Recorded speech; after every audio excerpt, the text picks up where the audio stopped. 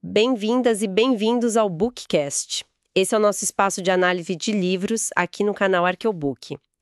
E hoje a gente começa a explorar um livro que, olha, realmente mexe com as nossas ideias sobre o futuro. É A Era das Máquinas Espirituais, do Ray Kurzweil. E o livro já chega chegando, sabe? Lança uma tese, assim, bem audaciosa. Ainda neste século XXI, a inteligência humana vai deixar de ser a dominante no planeta. É forte, né? Nossa conversa hoje vai ser sobre o comecinho dessa argumentação toda. Vamos focar no prólogo e na parte 1, que ele chama de Sondando o Passado. A ideia é entender como ele constrói essa base. Exato.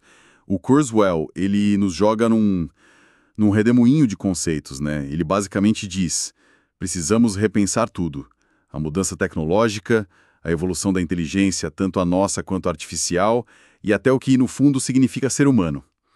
E a chave para entender essa visão dele é uma coisa que ele chama de aceleração exponencial, algo que, segundo ele, já está rolando. Então vamos começar pelo começo mesmo, o prólogo, uma emergência inexorável. Ali ele já nos coloca de frente com essa ideia de uma inteligência artificial que pode nos superar. E ele usa uma analogia, né, de um episódio de Além da Imaginação. Isso, aquela história onde ter todos os desejos realizados vira um problema. É uma forma bem provocadora de começar. O que ele sugere, eu acho, é que talvez a gente se defina mais pelos problemas que a gente enfrenta do que pelas soluções. Pensa na morte, por exemplo. Ela dá um certo valor ao tempo, né? A tecnologia corre para resolver tudo, até a morte. Mas essa busca sem fim pode nos levar para um lugar estranho, um lugar onde a própria dificuldade humana, a luta, perde o sentido. Será que a gente está mais preparado para o desafio do que para a falta dele? Interessante essa colocação. E o motor para essa transformação toda seria essa tal aceleração que você mencionou. Ele insiste muito que o ritmo da mudança não é linear, é exponencial. Como ele explica isso? Aí entra o conceito central dele, a lei dos retornos acelerados. A ideia básica é que o progresso tecnológico, ele se retroalimenta. Cada avanço facilita e acelera o próximo. Ele usa aquela metáfora super conhecida do tabuleiro de xadrez e os grãos de arroz, sabe? Um grão na primeira casa, 2 na segunda, 4. No começo, parece pouco, né? Sim, parece controlável. Exato.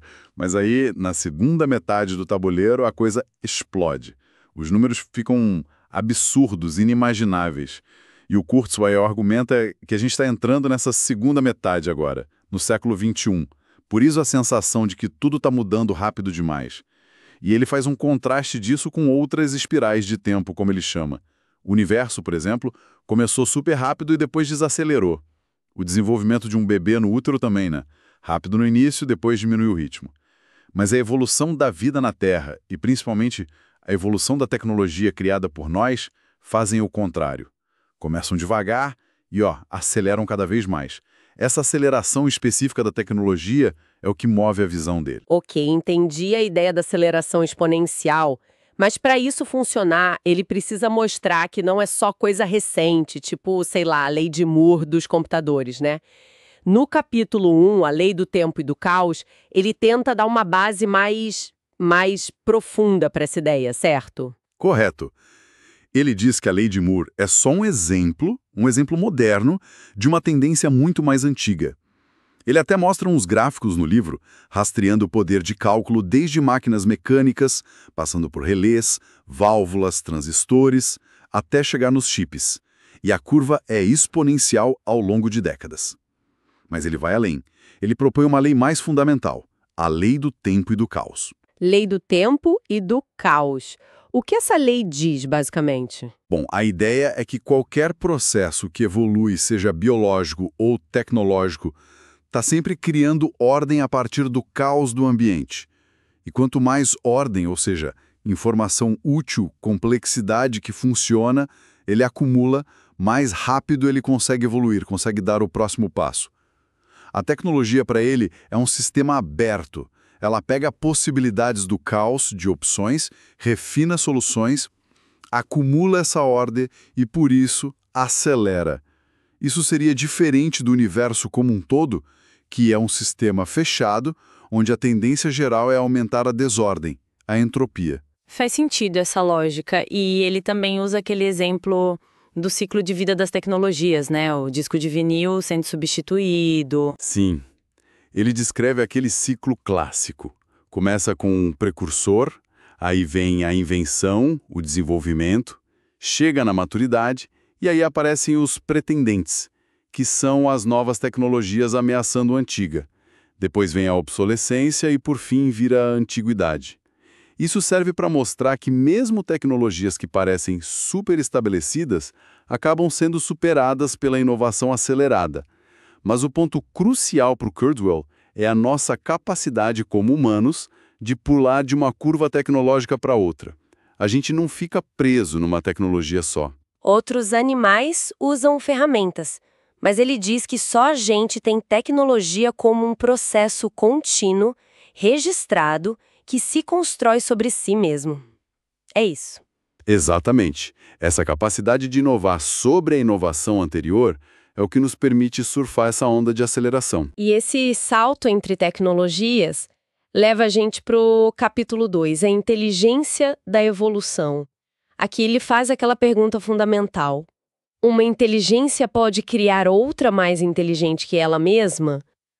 E ele usa a própria evolução como prova. Isso, ele descreve a evolução como se fosse uma programadora, super criativa, usa o DNA como código, mas, ele ressalta, ela é incrivelmente lenta. Levou bilhões de anos para chegar na complexidade que a gente vê hoje, incluindo nós mesmos. E aí vem o pulo do gato. A inteligência humana, que é um produto dessa evolução lentíssima, já superou a sua criadora em termos de velocidade e eficiência. Em questão de milênios, a gente criou coisas que a evolução talvez nunca fizesse, ou levaria eras para fazer.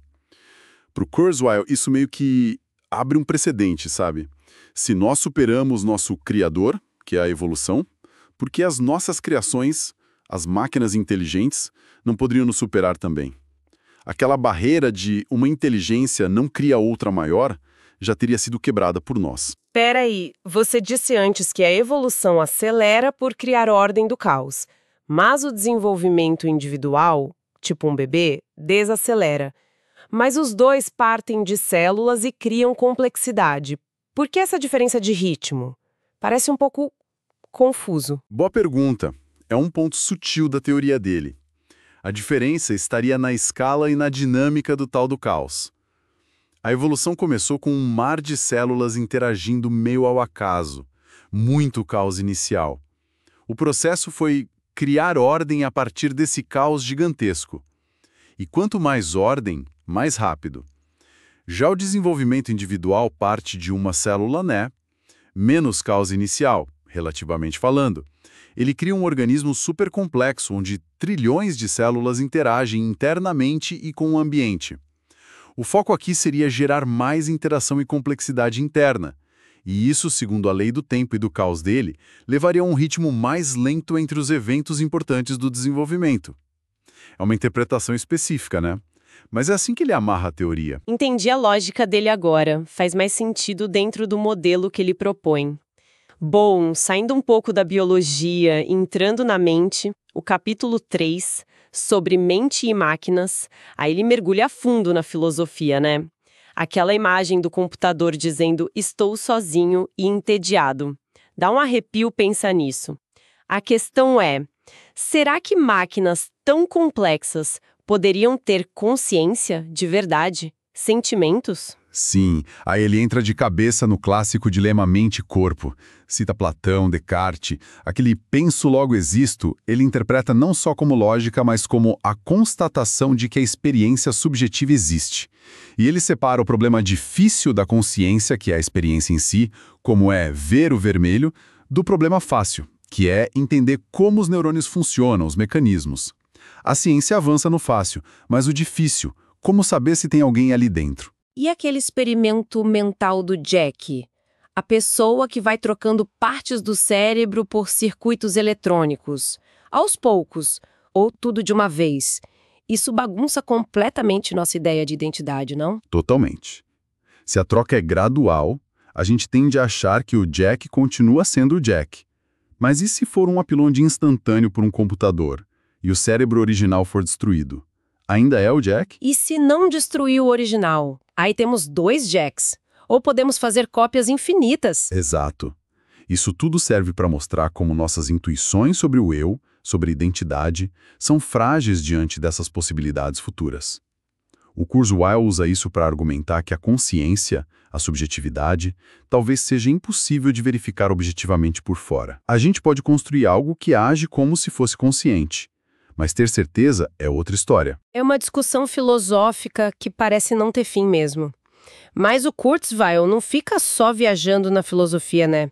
Nos capítulos 4, Uma Nova Forma de Inteligência na Terra, e 5, Contexto e Conhecimento, ele volta para a inteligência artificial mais pé no chão, pelo menos como era na época que ele escreveu o livro.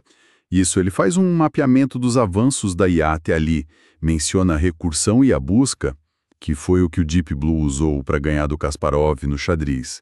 Fala das redes neurais que são inspiradas no cérebro e boas para reconhecer padrões tipo em diagnóstico médico ou no mercado financeiro. E também menciona os algoritmos evolucionários, ou genéticos, que simulam a seleção natural para achar soluções ótimas para problemas complexos. Ele celebra esses sucessos, o Deep Blue, sistemas especialistas em medicina que superavam médicos em tarefas específicas. Mas ele também aponta uma falha gigantesca, né? Qual era o grande problema da IA naquela época? Sim, a maior limitação, segundo ele, era a falta de contexto e de conhecimento de mundo. O Deep Blue jogava xadrez brilhantemente, mas não fazia a menor ideia do que era uma peça de xadrez fora do tabuleiro virtual. Faltava o senso comum, aquele conhecimento implícito que a gente usa o tempo todo sem nem perceber. É o famoso problema da linguagem natural, que ele ilustra com aquela frase "Time flies like an arrow". Pra gente é óbvio o sentido, mas um computador sem contexto pode gerar um monte de interpretações sem pé em cabeça, tipo moscas do tempo gostam de uma flecha. Exatamente. E tentar colocar todo esse conhecimento de mundo manualmente nos sistemas, o que chamam de engenharia de conhecimento, é um processo absurdamente lento e difícil. Esse era o grande gargalo. A falta de compreensão profunda do mundo impedia a IA de ser realmente geral, de dar conta de qualquer situação. Isso. E superar esse gargalo seria o passo-chave para chegar numa inteligência artificial no nível humano ou além. E como ele imaginava superar isso? No capítulo 6, Construindo Novos Cérebros e Novos Corpos, ele fala sobre como criar o hardware e talvez o software para essas futuras superinteligências. E até para a gente mesmo, né? Ele volta para a lei dos retornos acelerados. Sim, e aí ele faz aquela previsão super ousada, lembrando que o livro é do final dos anos 90. De que, lá por 2020, um computador pessoal comum já teria a capacidade de processamento em termos de hardware equivalente à do cérebro humano. E para continuar essa curva exponencial, mesmo quando o silício chegasse no limite, ele lista várias tecnologias que pareciam promissoras na época. Chips tridimensionais, computação usando luz, ótica, computação com DNA. Ele cita o experimento do Edelman, que resolveu o problema do caixeiro viajante. Nanotubos de carbono também, né? Computação quântica. Computação quântica. Isso sempre soa meio ficção científica. Como isso ajudaria a criar essas superinteligências? Bom, a chave está nos qubits. Eles podem ser 0 e 1 ao mesmo tempo por causa da superposição quântica. Isso permite explorar um número gigantesco de possibilidades simultaneamente.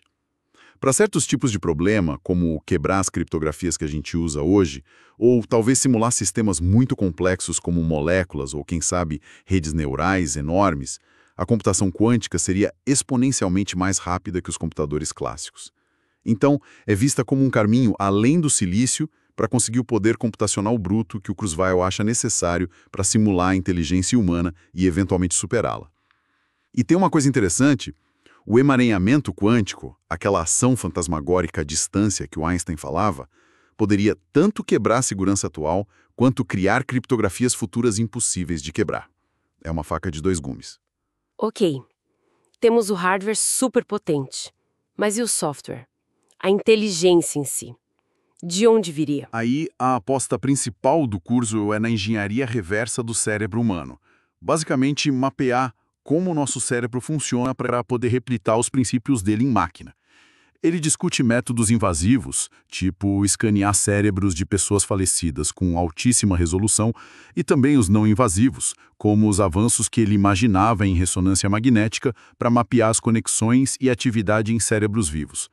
O objetivo, ele diz, não seria copiar neurônio por neurônio, o que talvez seja impossível ou desnecessário, mas sim entender os algoritmos, os métodos de processamento de informação que cada região do cérebro usa, e aí recriar esses métodos num novo hardware superpoderoso. E ele conecta isso com os implantes neurais que já estavam começando a surgir na época, como aqueles para tratar Parkinson. Exato. Ele via esses implantes como os primeiros passinhos na fusão homem-máquina. Um caminho que levaria não só a curas para doenças, mas também a aprimoramentos das nossas capacidades e, talvez, no limite, a backups da mente, a uma forma de imortalidade digital.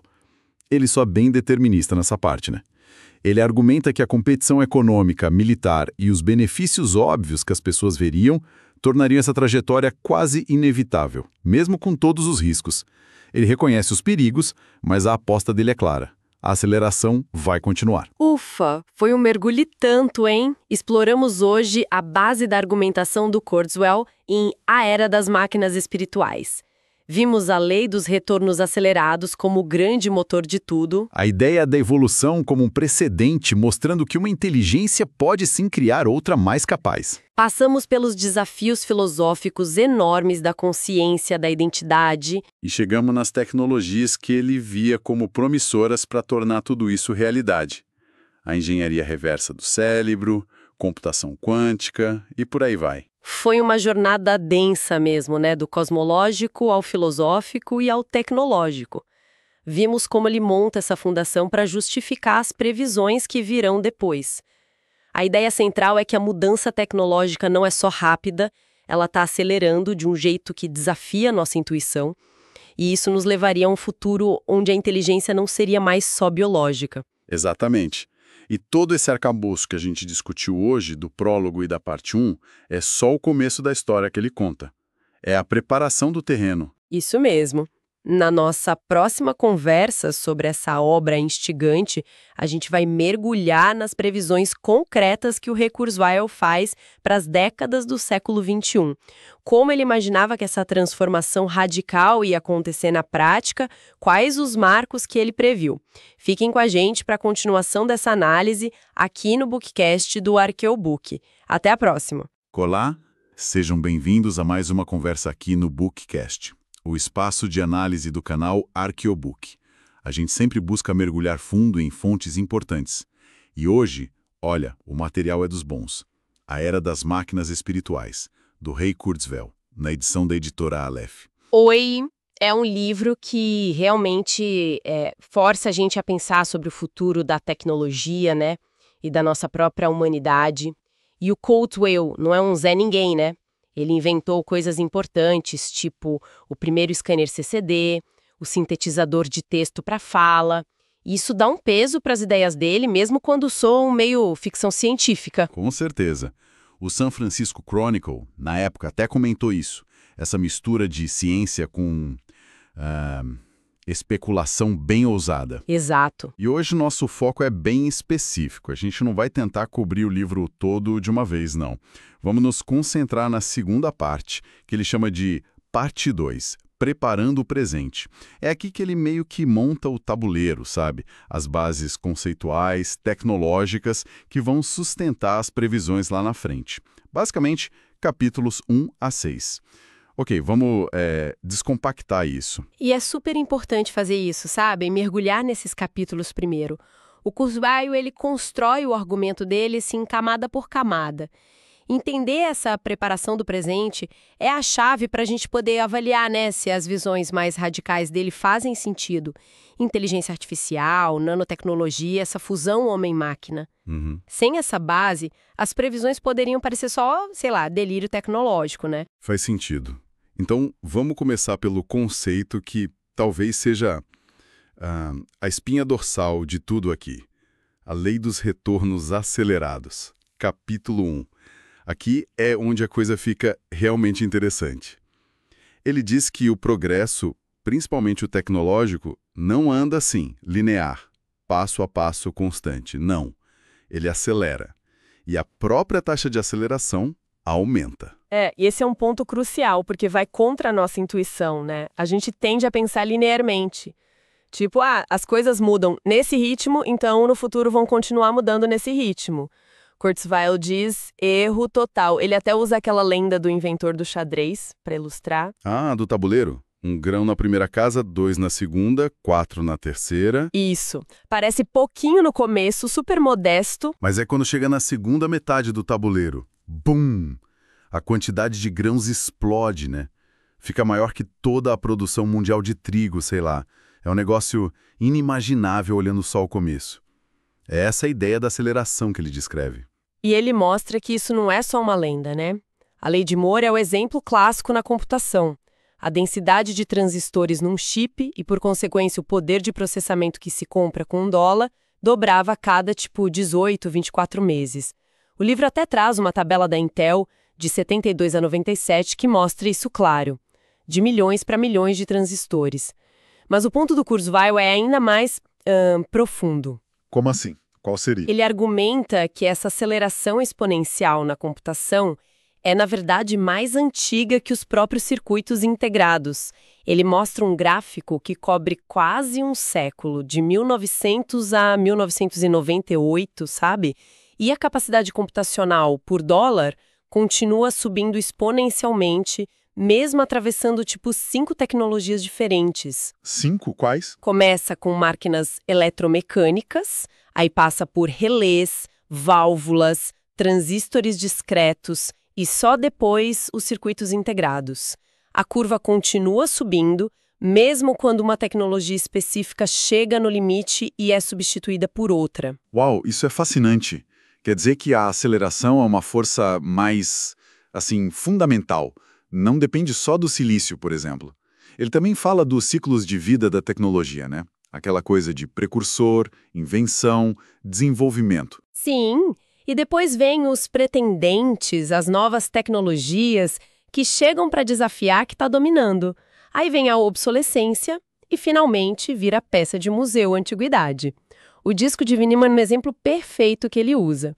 Desde a ideia inicial, a invenção do Edison, o desenvolvimento com materiais diferentes, velocidades, a maturidade como mídia principal. Até ser desafiado pela fita cassete, pelo CD e hoje pelo streaming. Cada tecnologia segue uma curvinha S, né?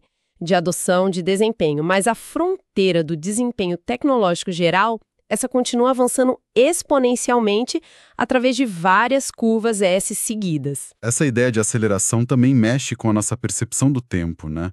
Ele faz um contraste interessante. Exatamente. Kurzweil coloca lado a lado o ritmo exponencialmente acelerado da evolução tecnológica com o ritmo exponencialmente desacelerado de outros processos, tipo a evolução do universo desde o Big Bang. Os eventos foram ficando cada vez mais espaçados no tempo. Ou até o nosso desenvolvimento pessoal. Um bebê muda muito em meses, uma criança em anos, um adulto nem tanto. O tempo objetivo entre marcos importantes aumenta. Tem aquele diálogo no livro, né? Entre o leitor e o autor sobre o tempo subjetivo versus o objetivo. A gente sente o tempo passar mais rápido quando envelhece porque mede em relação à vida toda e os marcos ficam mais longe. Mas a tecnologia faz o oposto. Os marcos ficam cada vez mais próximos no tempo objetivo. Precisamente. E essa aceleração toda leva a gente a questionar a própria evolução biológica, que é o tema do capítulo 2. O fascinante aqui é como Kurzweil vê a evolução não só como um processo cego, mas quase como um programador original, sabe? Usando o DNA como seu código-fonte para registrar e testar soluções por bilhões de anos. A complexidade da célula, com aquelas máquinas moleculares, para ele, isso é prova de nanoengenharia muito antes da gente pensar nisso. Mas ele também aponta uma limitação séria nessa inteligência da evolução. Sim, a lentidão é desesperador. A evolução é eficaz para criar complexidade, diversidade, beleza, sem dúvida. mas opera em escalas de tempo geológicos.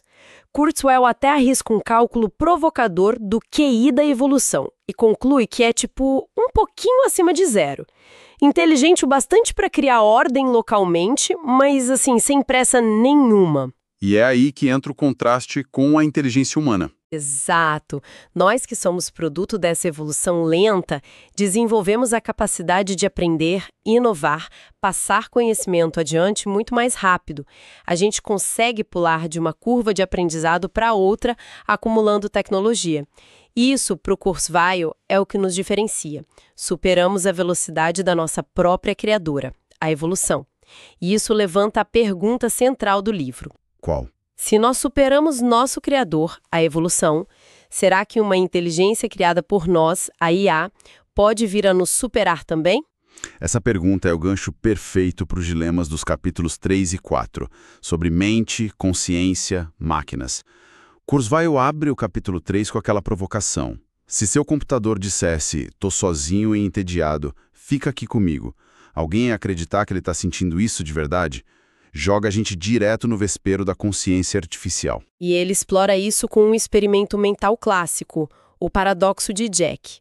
Imagina que o Jack possa trocar os neurônios dele, um por circuitos eletrônicos, que fazem a mesma coisa, só que melhores, mais rápidos, duráveis. Ele continua sendo Jack durante a troca, e se fosse tudo de uma vez? Transferir o padrão do cérebro biológico para um substrato artificial. O novo Jack seria o mesmo? Teria a consciência do Jack original? Isso levanta uma questão importante. O que define identidade, afinal? A matéria física? O padrão da informação? E o que aconteceria com o Jack biológico original se ele continuasse existindo depois da cópia? Qual seria o verdadeiro? São questões filosóficas bem cabeludas, né? Kurzweil revisita o Descartes, penso, logo existo. Mas ele interpreta isso não só como sobre a razão, mas como a afirmação de que um fenômeno mental está acontecendo, não importa onde. Ele também toca nos dilemas de Platão sobre alma, livre-arbítrio, essa tensão entre ver o universo como uma máquina e a nossa sensação de sermos conscientes. E como ele organiza as diferentes visões que existem sobre a consciência. Ele mapeia algumas linhas principais de pensamento da época. Primeiro, a consciência como processo. A ideia de que a consciência surge de computação complexa, autorreflexão. Uma máquina complexa o suficiente poderia ser consciente. Segundo, o positivismo lógico. Uma visão mais, digamos, cética. Focar no que é observável, o comportamento, e ignorar a experiência subjetiva interna, os qualia, porque não dá para verificar. É o que o David Chalmers depois chamou de fugir do problema difícil da consciência. Entendi. Terceiro, a consciência como propriedade fundamental.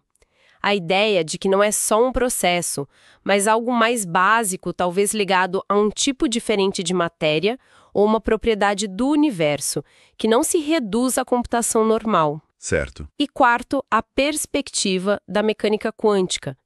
Será que fenômenos quânticos como superposição, emaranhamento, o papel do observador, teriam algo a ver com a consciência? Como sugerido por gente como Roger Penrose. E a grande dificuldade, como ele aponta naquele diálogo leitor-autor, é como testar a consciência de um jeito objetivo. O teste de Turing avalia se a máquina consegue imitar uma conversa humana, mas não prova que tenha experiência subjetiva lá dentro. Como saber se a máquina sente algo ou só roda um programa muito bom? A ideia da sociedade da mente, do Minsky, de que a mente são vários agentes não conscientes, complica mais ainda. Exatamente. E essa dificuldade toda com o problema difícil nos leva para o terreno mais prático da inteligência artificial, a IA, no capítulo 4. Kurzweil dá um panorama histórico rápido, menciona os pioneiros, Babbage, Ada Lovelace, Zuse lá na Alemanha e, claro, Alan Turing. E cita exemplos de IA que já eram comuns no fim dos anos 90. Diagnóstico médico, tipo interpretar eletrocardiograma. ECGs, processamento de imagem. Isso, bioengenharia para projetar remédios e até usos militares que ficaram claros na Guerra do Golfo. E ele foca em alguns paradigmas de IA que ele acha fundamentais para eventualmente chegar na inteligência humana. Quais são eles? Ele destaca 3 abordagens principais. A primeira é a fórmula recursiva, ou busca. A ideia é explorar um espaço de possibilidades, tipo uma árvore de decisões. É a base de muito programa de jogo, tipo o xadrez. Ah, como o Deep Blue que jogou com Kasparov? Exatamente. O computador avalia um lance, aí as respostas possíveis do oponente, as respostas às respostas, e assim vai, usando uma função para avaliar se a posição é boa ou ruim.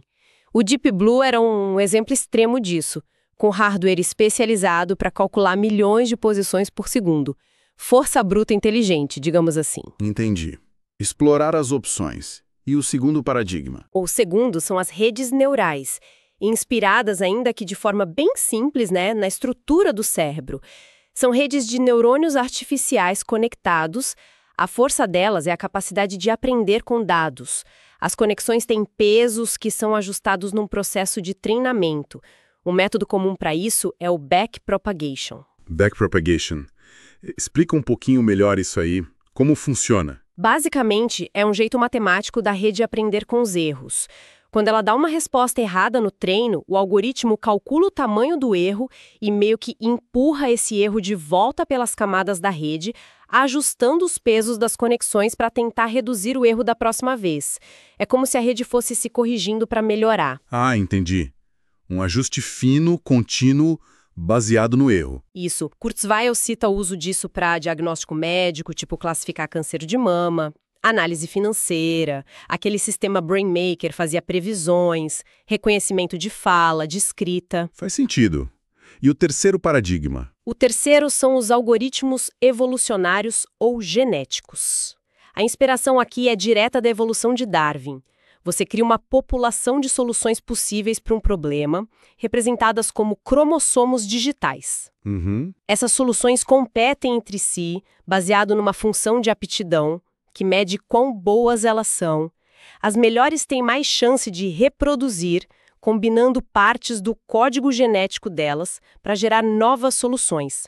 E você ainda introduz mutações aleatórias para manter a diversidade. Geração após geração, a população tende a evoluir para soluções cada vez melhores. Parece um jeito bem poderoso de otimizar. Quase deixar a solução se descobrir sozinha. Onde isso é usado? Cara, a solução direto é difícil. Tipo, otimizar carteira de investimento, ele cita fundos da Barclays, Fidelity, ou otimizar processos industriais. A vantagem é que você não precisa saber como resolver, só como avaliar se uma solução é boa. Ok, então temos esses 3 pilares. Busca, redes neurais, evolução artificial. Ferramentas fortes. Mas no capítulo 5, o Kurzweil aponta uma limitação séria, né? Algo que impedia essas IAs de serem inteligentes como nós. Sim, a falta de conhecimento de mundo e contexto. Ele usa aquela citação famosa do Minsky sobre o Deep Blue. Gênio pro xadrez, mas fora dali não saberia nem sair da chuva. Falta o senso comum, aquele monte de conhecimento implícito que a gente usa o tempo todo para entender o mundo, a linguagem. É quase cômico imaginar o Deep Blue pensando no Kasparov pegando um guarda-chuva. Ilustra bem a lacuna. E como preencher essa lacuna? Como dar contexto para as máquinas? Aí entra o gargalo do conhecimento. Uma tentativa foram sistemas especialistas. Tentavam codificar o conhecimento de experts humanos num domínio específico, usando regras se-então. O Mycin, para diagnosticar meningite, é um exemplo clássico. Tinha centenas de regras, usava até lógica fuzzy. Lógica fuzzy? O que é isso? É uma lógica que lida com graus de verdade, não só verdadeiro ou falso. Permite representar coisas vagas como febre alta ou risco moderado. Foi uma tentativa de capturar a nuance do raciocínio humano. Mas mesmo assim, esses sistemas eram frágeis fora do seu nicho. E tirar o conhecimento dos especialistas para colocar no código, nossa, era muito difícil. Muitas vezes, nem um especialista sabe explicar como decide. Isso nos leva para o problema da linguagem natural, que parece um desafio gigantesco. Sem dúvida. O capítulo 5 aprofunda isso. A dificuldade da compreensão da linguagem natural. A linguagem humana é super ambígua, depende demais de contexto, cultura, intenção. Kurzweil usa aquele exemplo clássico, time flies like an arrow. Um computador antigo, só olhando a sintaxe, achou várias interpretações possíveis. Tipo, 1. O tempo voa como uma flecha, o normal. 2. Um tipo de mosca, time flies, gosta de uma flecha. 3. Cronometre as moscas do mesmo jeito que você cronometraria uma flecha. precisa de muito conhecimento de mundo para saber qual faz sentido. Exatamente. A máquina precisa juntar conhecimento fonético, sintático, semântico, pragmático e conhecimento geral para desambiguar direito. Kurzweil também nota a ordem inversa de aprendizado. A gente aprende a falar primeiro, depois ler e escrever. As máquinas, historicamente, tiveram mais sucesso com texto escrito primeiro e só depois com fala. Então, para chegar na inteligência humana, com todo esse contexto e linguagem, o que falta? Kurzweil volta para o hardware, no capítulo 6. Sim, ele conecta a necessidade de software mais esperto com a necessidade de hardware muito mais potente. E aí ele volta para a lei dos retornos acelerados para fazer aquela projeção ousada. Por volta de 2020, um computador pessoal de $1.000 teria capacidade de cálculo bruta igual à do cérebro humano. Como ele chega nesse número? E qual seria essa capacidade? É muito. A estimativa dele para o poder do cérebro humano, baseada em neurônios, sinapses, taxas de disparo, é uns 20 milhões de bilhões de operações por segundo. É 20 petaflops? Nossa. Um número absurdo. Mas, pensando na duplicação exponencial da capacidade por dólar, ele usava uma taxa de duplicação anual ou até mais rápida para algumas métricas na época. Ele projetou que essa marca seria alcançada por hardware acessível por volta de 2020. 20 petaflops. Isso é milhares de vezes mais que os supercomputadores da época que ele escreveu o livro, fim dos anos 90. Mas ele previa que a lei de Moore para os chips de silício ia bater num limite físico mais ou menos nessa época. Como a aceleração continuaria? Ele argumenta que a curva exponencial ia continuar por causa da transição para novos paradigmas de computação que já estavam sendo desenvolvidos. Ele lista várias tecnologias promissoras. Primeiro, circuitos 3D. Empilhar circuitos em vez de só espalhar na superfície, aumenta muito a densidade. Segundo, computação ótica. Usar fótons, luz, em vez de elétrons. Vantagem, velocidade da luz. Menos calor, permite muito mais paralelismo. Já tinha usos em reconhecimento de digitais e imagem médica. Certo. Terceiro, computação de DNA. Usar a própria molécula de DNA e enzimas para fazer cálculos, incrível pela densidade de informação e pelo paralelismo natural da biologia. O Adleman fez uma prova de conceito resolvendo o problema do caixeiro viajante. Uau! Que mais? Quarto, nanotubos de carbono. Estruturas minúsculas de carbono que podem ser transistores super eficientes para construir circuitos 3D muito densos e rápidos. E quinto, a mais radical, computação quântica. Ah, essa sim. Usa propriedades quânticas, tipo superposição, o qubit pode ser 0 e 1 ao mesmo tempo, e emaranhamento para fazer certos cálculos exponencialmente mais rápido que qualquer computador clássico. É outro tipo de computação capaz de resolver problemas hoje impossíveis, como fatorar números gigantes, o que quebraria a criptografia atual. Ele menciona os primeiros trabalhos criando qubits. Computação quântica. Parece quase mágica mesmo. E ele menciona o emaranhamento quântico, aquele fenômeno que o Einstein achava esquisito, a ação fantasmagórica à distância, como tendo aplicações também. Sim. Ele sugere que o emaranhamento poderia ser a base para criptografia futura totalmente segura. Qualquer tentativa de espionar a comunicação quântica ia perturbar o estado emaranhado e alertar quem está se comunicando. Ok, então temos o hardware projetado para chegar lá. Mas e o software? Como criar programas com a complexidade e a flexibilidade do cérebro? A resposta do Kurzweil para isso é a engenharia reversa do cérebro. Se a gente quer copiar a inteligência humana, o jeito mais direto é entender em detalhes como o cérebro funciona e copiar os métodos dele. E como fazer essa engenharia reversa? Parece uma tarefa hercúlea. Ele descreve duas abordagens principais que avançavam na época. Uma, os métodos invasivos. O jeito mais direto, mais destrutivo. Pegar um cérebro, preservar, fatiar bem fininho e mapear cada neurônio, cada sinapse com um microscópio eletrônico. Um trabalho imenso, mas teoricamente possível para ter o diagrama de fiação. Credo. E a outra? A outra, preferível, são os métodos não invasivos. Usar tecnologias de escaneamento cerebral cada vez melhores, ressonância magnética funcional, de alta resolução, já permitia ver regiões ativadas até neurônios individuais. Kurzweil previa que a resolução ia melhorar tanto que seria possível mapear as conexões, talvez até as mudanças nas sinapses, onde o aprendizado acontece num cérebro vivo. E o objetivo final dessa engenharia reversa seria o que exatamente? Descobrir os algoritmos que o cérebro usa. Não só um mapa, mas como as diferentes partes processam informação, como aprendem, como representam o mundo.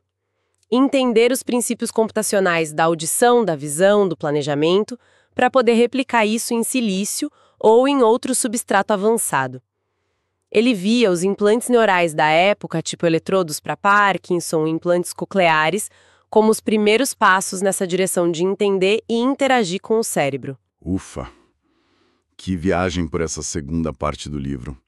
Recapitulando rapidinho, então, Kurzweil estabelece a lei dos retornos acelerados como um motor da mudança, argumenta que essa aceleração é uma continuação da evolução, só que muito mais rápida. Isso leva a gente a pensar sobre consciência, identidade, máquinas pensantes, explorando filosofia e os caminhos da IA. Busca, redes neurais, algoritmos genéticos. Isso. Ele aponta a falta de contexto como o grande desafio da IA e a linguagem natural como chave. E aí projeta que o hardware para igualar o cérebro estaria disponível lá por 2020, com novas tecnologias, e que a engenharia reversa do cérebro nos daria o software. Então, o que tudo isso significa? Qual é o saldo dessa preparação do presente? O saldo é que o Kurzweil montou o cenário, meticulosamente. Ele apresentou as ferramentas conceituais, tipo a aceleração exponencial, e identificou as tecnologias-chave, computação massiva, IA inspirada no cérebro, nanotecnologia, neurociência computacional que, para ele, estavam convergindo no fim do século XX para criar as condições para as mudanças radicais que ele acredita que vão definir o século XXI. Essa parte 2 é o alicerce. Sem ela, as previsões que vêm depois ficam meio soltas, né? E é justamente nessas previsões que a gente vai mergulhar na nossa próxima conversa aqui no Bookcast do Arqueobook. Vamos continuar a análise de A Era das Máquinas Espirituais, olhando para as projeções dele para 2009, 2019, 2029 e até 2099. O que acontece quando essas curvas exponenciais decolam de vez? Como a IA se compara e supera a gente? Como a nanotecnologia e a biotecnologia nos transformam? O que significa ser humano quando a linha entre biologia e tecnologia some? Fica o convite para não perderem. Vai ser uma continuação que nos leva ainda mais fundo nessa visão de futuro do Kurzweil. Um futuro onde a própria realidade parece que virá algo programável. É uma discussão que, olha, com certeza vai gerar muita reflexão. Com certeza. Antes de fechar, fica uma provocação do que a gente discutiu hoje. Se a consciência é, como o Kurzweil sugere, ser possível, um padrão de informação e não depende só da biologia, qual é a implicação mais profunda disso para o valor que a gente dá para a vida biológica, para a identidade individual como a gente conhece? Fica aí para pensar. Por hoje é isso. Obrigado pela companhia e até a próxima análise aprofundada. Agora, vamos para a parte final da análise do conteúdo do livro. A Era das Máquinas Espirituais. Isso aí. O foco agora se desloca para a parte 3, Encarando o Futuro. Vamos mergulhar nas projeções do autor Ray Kurzweil para o nosso século e, bom, para o que vem depois, né? Exato. A gente vai ver o surgimento de novas inteligências, a fusão homem-máquina. E as questões existenciais que isso tudo levanta. É, assim, uma visão de futuro que desafia bastante, né? Com certeza. E o motor por trás disso tudo é a ideia da aceleração contínua da tecnologia, o que ele chama de lei dos retornos acelerados. Assim, essa lei... Isso. Ele argumenta que essa aceleração, principalmente na computação, não é não é linear, é exponencial. Entendi. E que isso vai levar a gente, inevitavelmente, a criar máquinas com inteligência superior à humana, ainda neste século. Neste século. É o que ele diz. É uma força que impulsiona não só a tecnologia, mas a própria evolução do universo, segundo ele. Certo. Então, essa aceleração da inteligência artificial, da IA, é o ponto de partida. O livro até cita exemplos que já mostravam o potencial da IA bem antes desse boom todo que a gente vê hoje, né? Sim, sim. Diagnóstico médico, tipo ECG. Análise de imagens médicas também. Bioengenharia computadorizada, máquinas de leitura para cegos, softwares que ajudam pessoas com dislexia. Até na Guerra do Golfo, com veículos não tripulados, armas inteligentes. Exatamente. E ele explora os diferentes caminhos que a IA seguiu. Desde as primeiras tentativas com lógica formal, sabe? O General Problem Solver. Aquele que superou matemáticos em alguns problemas? Esse mesmo. Até as redes neurais, que são mais inspiradas no cérebro para aprender padrões. Ah, as redes neurais? Elas já tinham aplicações práticas na época, tipo para identificar risco de ataque cardíaco, câncer, até em previsão financeira. Sério? Previsão financeira, sim, empresas como a LBS Capital Management usavam para prever o S&P 500. Mas tem uma diferença grande entre o neurônio de verdade e o modelo computacional, né? Ah, com certeza. Gigante. Nossos neurônios são um mundo, né? Lidam com química, com suporte à vida mesmo, além de processar informação. Entendi. Os modelos de IA simplificam muito, focam mais na parte computacional. Outra abordagem que ele menciona são os algoritmos evolucionários. Algoritmos genéticos, né? Isso, genéticos, que simulam a evolução, seleção, mutação para resolver problemas. Tipo, deixar a solução evoluir sozinha. Como um programa investidor que aprende sozinho? Exatamente. O livro cita um exemplo assim e que bancos como Barclays Fidelity já usavam isso na época. Então, a IA não é só programar regra. É também simular aprendizado, evolução. Só que, tipo, muito mais rápido que a natureza. Precisamente. É pegar a inteligência da evolução e dar um turbo com o computador. Colocar em modo acelerado mesmo. Mas mesmo essas IAs super focadas, tipo Deep Blue no xadrez, elas tinham limites claros, né? O livro até cita o Minsky falando que ele não saberia nem sair da chuva. Exato. Faltava o senso comum, né? O conhecimento mais amplo do mundo. O tal do contexto. E esse é o foco do capítulo seguinte. A necessidade de contexto e conhecimento. Os primeiros sistemas especialistas, tipo o MCIM para diagnóstico... De meningite, né? Isso. Eles tentavam colocar o conhecimento humano em régras. Mas aí tinha dois problemas grandes. Quais? Primeiro, alimentar todo esse conhecimento manualmente. Nossa, é um trabalho imenso, um gargalo. Imagino. E segundo, muitas vezes, nem o próprio especialista humano consegue explicar direitinho como ele decide as coisas. É muito intuitivo, né? Baseado em experiência. Faz sentido. E a linguagem humana? Deve ser um pesadelo para as máquinas. Sem dúvida.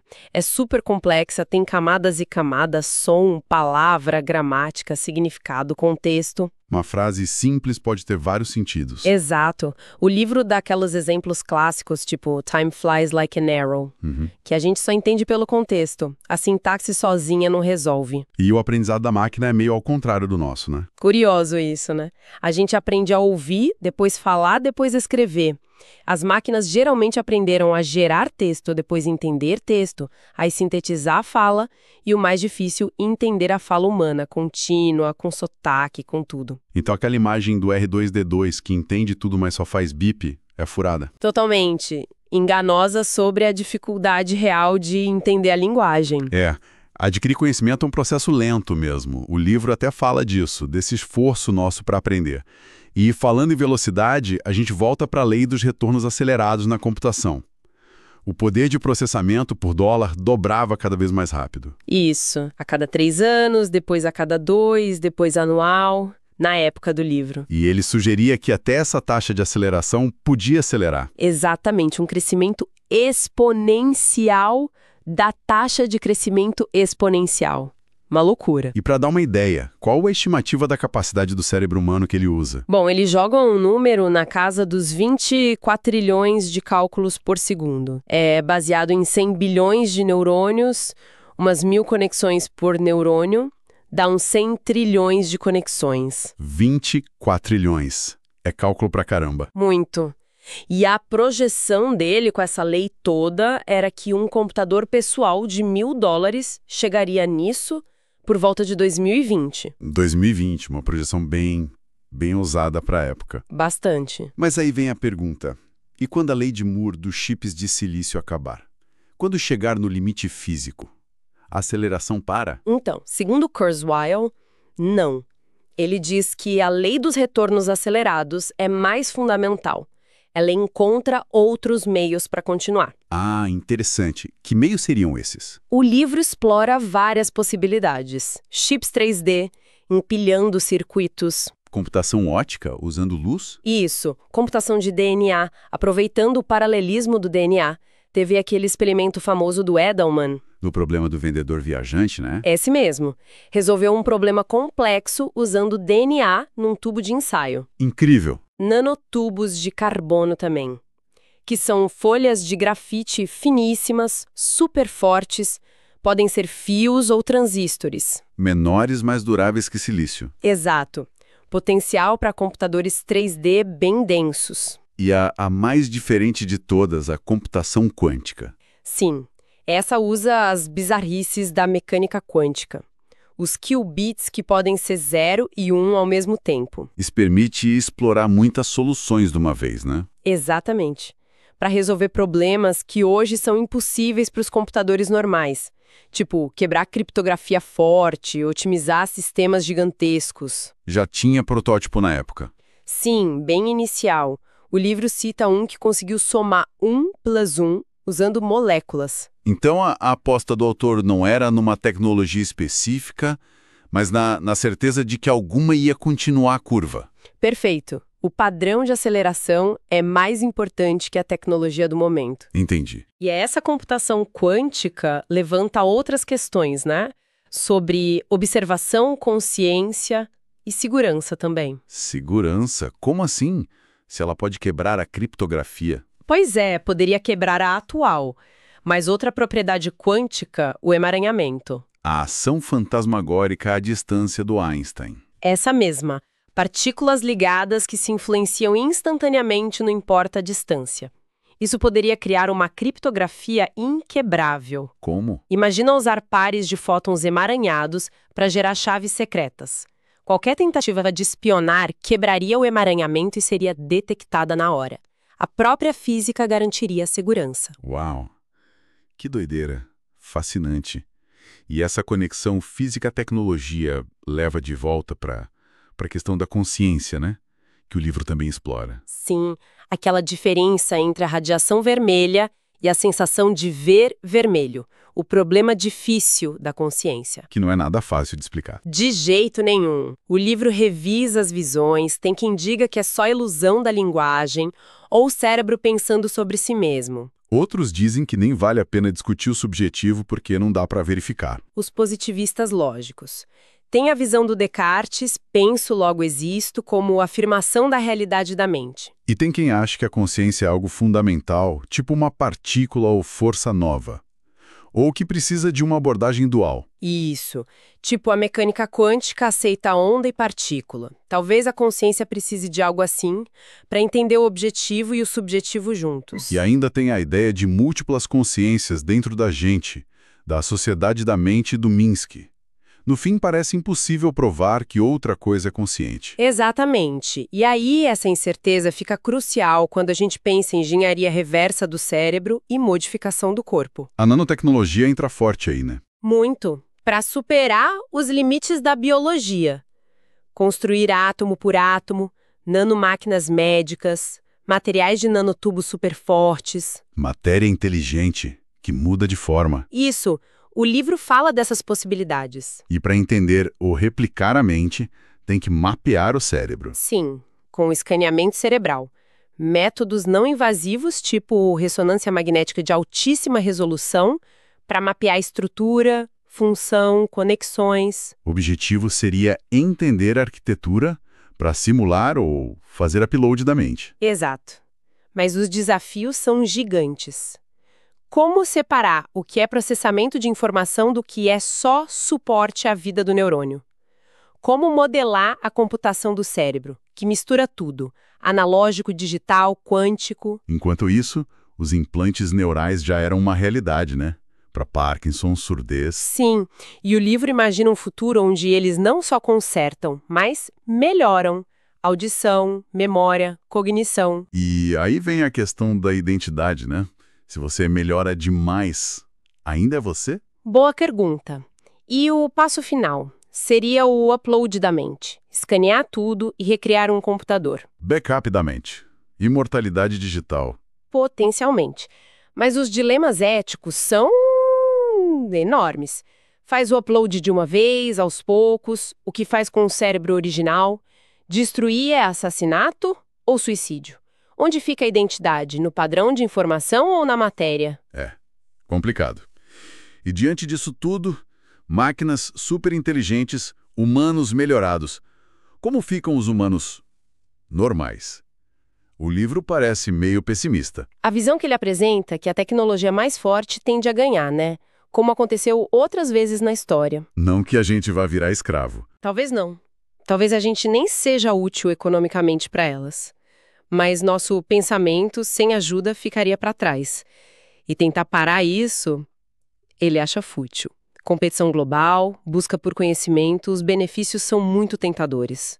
E isso nos leva ao título, A Máquina Espiritual. Como assim? Máquina com espírito? É mais sobre se a espiritualidade e a consciência podem surgir fora da biologia. Se nossos sentimentos têm base neural, talvez possam ser reprogramados, via implantes, software. Com potencial para experiências incríveis, mas também para abuso. Exato. E as experiências espirituais de transcendência são universais. Se a gente entender a base neural, talvez dê para ampliar. O livro cita biofeedback para relaxamento profundo como exemplo. E no fim, ele diz que a essência da espiritualidade é a consciência, né? Isso. Se máquinas futuras ficarem complexas o bastante para dizerem que são conscientes, que têm experiências espirituais e forem convincentes, e provavelmente seriam, talvez a gente tenha que aceitar. E a criatividade. Máquinas podem ser artistas? Na época, a avaliação era que a IA podia ser original. Sim, surpreendente até, mas faltava coerência, profundidade, por não ter experiência de mundo. Tinha aquela exceção? O Aaron, o Pintel robô. Sim, o Aaron tinha décadas de desenvolvimento, uma base de conhecimento enorme. A colaboração homem-máquina já parecia promissora, principalmente na música. Teve até aqueles testes onde programas enganaram gente achando que era Bach. Teve, mas a crítica era que ainda faltava contexto, significado. Na escrita, ajudavam com ideias, geravam textos simples, mas literatura mesmo ainda era difícil. Ok, então vamos para as previsões concretas. O autor foi corajoso, né? Deu datas. Como ele imaginou 2009? Para 2009, ele via computadores finos, tipo tablets, interação por voz, comunicação sem fio total, com displays em óculos, lentes. Mundo real anotado com informação virtual. Isso! Mídia digital dominando. Trabalho remoto comum. Casas com centenas de computadores embutidos. Robôs domésticos ainda limitados. Estradas inteligentes. E na educação? Software interativo. Sim. Professor mais como mentor. Crianças aprendendo a ler com software. Leitura para cegos, surdos, disléxicos. Super comum. E a economia baseada em software. Preocupação com privacidade. Exato. E o bug do milênio, o Y2K, visto como um empurrão para atualizar tudo. E 10 anos depois, 2019, o que mudava? Em 2019, a computação seria ainda mais onipresente, invisível quase. Distribuída, um PC de $4.000 teria a capacidade do cérebro humano. Uau! Realidade virtual, RV, imersiva para visão e audição seria comum. Interface neural, começando a aparecer. RV para medicina, para interações sexuais. Também. O ambiente tátil ainda precisaria de cabine, mas o visual e auditivo, não. Engenharia reversa do cérebro bem avançada. E na sociedade, linguagem natural para tudo. Sim, para falar com serviços, fazer compras, personalidades simuladas como interface. Desemprego tecnológico não seria mais a grande preocupação. O foco seria criar conhecimento. Deficiências físicas quase superadas. Guerra com máquinas. Sim, paraplégicos andando com exoesqueletos e estimulação. Cegueira, surdez, não seriam mais barreiras intransponíveis. Guerra quase toda automatizada. Expectativa de vida acima dos 100 anos. Pulando para 2029. A fusão se aprofunda. Exato. Implantes neurais se tornam comuns. Interação com RV sem precisar de nada externo, tudo via implante. Sentir corpos virtuais como se fossem reais. E o salto para 2099. Aí a coisa fica bem diferente. Totalmente. Em 2099, poder computacional absurdo. Um computador de $1.000 valendo bilhões de cérebros humanos juntos. Pensamento humano normal seria trivial. E a gente? Os humanos? A fusão seria completa. A maioria existiria como software, identidade mantida por backup. Pouquíssimos humanos originais existiriam, os tais chumos, talvez protegidos por lei. E a realidade? Maleável. Nanotecnologia onipresente, tipo a Utility Fog. Permitiria reconfigurar o ambiente físico na hora. O quarto vira cozinha, que vira floresta. Realidade física e virtual se misturam. Máquinas conscientes e espirituais. Vida infinita via software. Sim, as preocupações seriam outras. Segurança do software, da rede, vírus, nanopatógenos, a estabilidade de tudo isso. E a economia? Riqueza baseada em conhecimento. Isso. Com deflação contínua, a pobreza seria relativa, tipo, ter só 149 bilhões de dólares seria considerado pouco. Artistas cibernéticos importantes. É uma viagem em tanto. As conversas no livro entre o autor e a Molly ajudam a dar um toque humano nisso, né? Mostrando as ansiedades de cada época. Bom, e no fim de tudo, qual o significado cósmico disso? O epílogo tenta dar uma resposta. O Kurzweil especula que a inteligência é a força mais poderosa do universo, que ela vai eventualmente superar as forças cegas da física. Tipo, desviar asteroides? Exato, e que a lei dos retornos acelerados continua. A inteligência vai reorganizar a matéria e energia para otimizar a computação e vai se espalhar pelo universo. O universo acordando? Essa é a ideia. Transformar a matéria burra em substrato computacional. Claro, ele admite os riscos. Guerra nuclear, nanotecnologia fora de controle, vírus. Os modos de falha. Isso, mas a aposta final dele é que a inteligência não é só um evento passageiro, é o destino do universo. Ufa, chegamos ao fim desta exploração profunda das ideias apresentadas no livro. Uma jornada bem especulativa, né? Mas que faz a gente pensar muito sobre o caminho que a gente já está trilhando. Sem dúvida. O grande valor dessas previsões, mesmo que não acertem nos detalhes, é justamente provocar essa reflexão, sabe? Para onde essa aceleração toda pode levar a gente? Quais as implicações éticas, sociais, existenciais? É um convite para a gente pensar o futuro, bem a longo prazo. Com certeza. Bom, agradecemos imensamente a audiência, a interação constante e o compartilhamento deste canal. Convidamos a todos para se inscreverem no canal Arqueobook, tanto aqui no YouTube quanto no Telegram, para continuar explorando conteúdos como este. Até a próxima!